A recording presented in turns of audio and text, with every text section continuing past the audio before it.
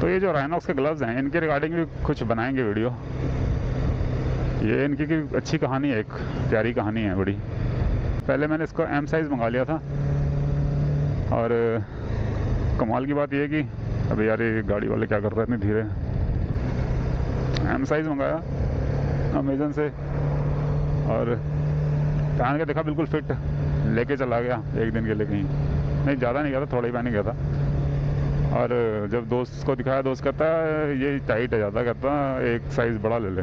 अब मैं कंफ्यूज, मैंने कहा यार लग तो रहा है मुझे भी बिल्कुल ज़्यादा फिट है, हाथ मोड़ने में औखा हो रहा था उसमें, कि मतलब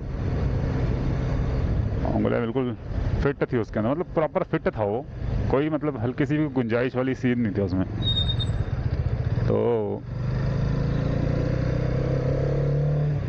मुझे लगा उसकी बात से कि थोड़ा सा बड़ा लेना चाहिए, क्योंकि मेरी अंगुली भी जो लिटिल फिंगर होती है वो भी थोड़ी स्क्रैच कर रही थी उसमें।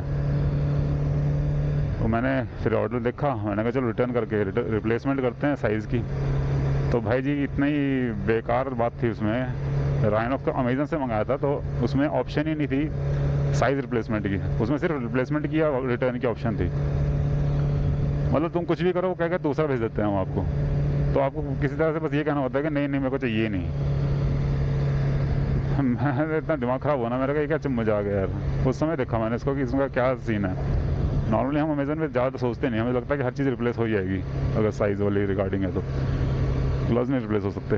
तो मैंने लिख के भेजा, मैंने कहा चल कमेंट भी दे रहा है, कमेंट लिख दो, तो मैंने सोचा कमेंट में लिख देते हैं। कमेंट में लिखा मैंने, प्लीज़ साइज़ एल भेज दीजिए, ये बहुत ज़्यादा टाइट हो रहा है, इसमें ज़्यादा प्रॉब्लम आ रही है, प्लीज़ प्लीज़ प्लीज़, इतना प्लीज़ कर दिया। सालों ने कमेंट पढ़ा ही नहीं, पढ़ते ही नहीं है, बस लिख दो। क्या करना लिखना फिर यार, जब तुमने पढ़ना ही नहीं है। ये मुझे बहुत ही मतलब इतनी बेतुकी बात है ना इनकी, अमेज़न वालों की। कमेंट की ऑप्शन क्यों दे रहे हो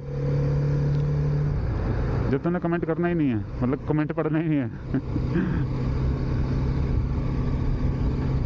तो मैंने जैसे तैसे करके दोबारा रिटर्न कर दिया उसको, और उन्होंने फिर से रिप्लेसमेंट के लिए लगा दिया मैंने कमेंट लिख के, और भाई साहब ने फिर से एम भेज दिया मुझे, फिर से सेम साइज़ भेज दिया रिप्लेसमेंट में। अब मैं क्या करता, अब मैंने सोचा अब रख ही लेता हूँ उसको, छोड़ो क्या फ़ायदा। अब जब रखने की सोच रहा था मैं, तो मैंने कहा एक बार दोबारा देखता हूँ ऑप्शंस में ही क्या सीन है। तो हाँ, तब तक ये भी हो गया कि डील मिल रही थी कोई कार्ड के थ्रू, उसमें वो 57 का, ये ग्लव्स तो 51 का पड़ रहा था। मैंने कहा अरे तो साला मजाक है, एक तो पहले मैंने टाइट भी ले लिया, ऊपर से अभी ये साला महंगा भी है। और मैंने कहा चल देखी जाएगी, अब रिटर्न ही करते हैं इसको। तो मैंने फिर से लिख दिया कि वही डैमेज प्रोडक्ट करके रिटर्न मार दिया। तो डैमेज प्रोडक्ट रिटर्न मारा, और अब मैंने गलती ये कर दी थी, शायद मैंने ध्यान नहीं दिया कि मैंने ना कैश ऑन डिलीवरी सेलेक्ट कर रखा था, और पहली बार में, और मैंने कर दी पेमेंट ऑनलाइन ही। जब मैंने देखा कि मैंने कैश ऑन डिलीवरी कर रखा बाद में, तो मैंने कहा चल पहली पेमेंट करता हूँ, मैं ऑनलाइन कर दी पेमेंट।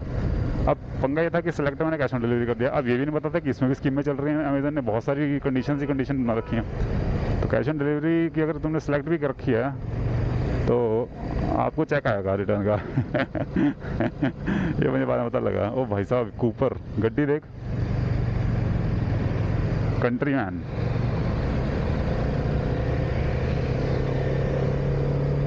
तो चलो मैंने एल भी मंगवा लिया 51 का, और एम को वापस कर दिया।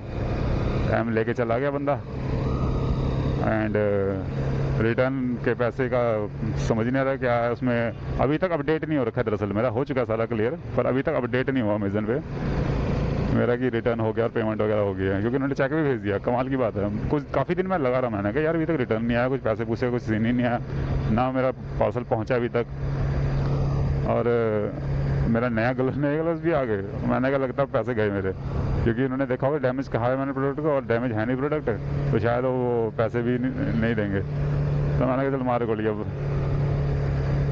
अबे यार लाइट हो रखी ग्रीन, अब टाइम पता नहीं कितना है।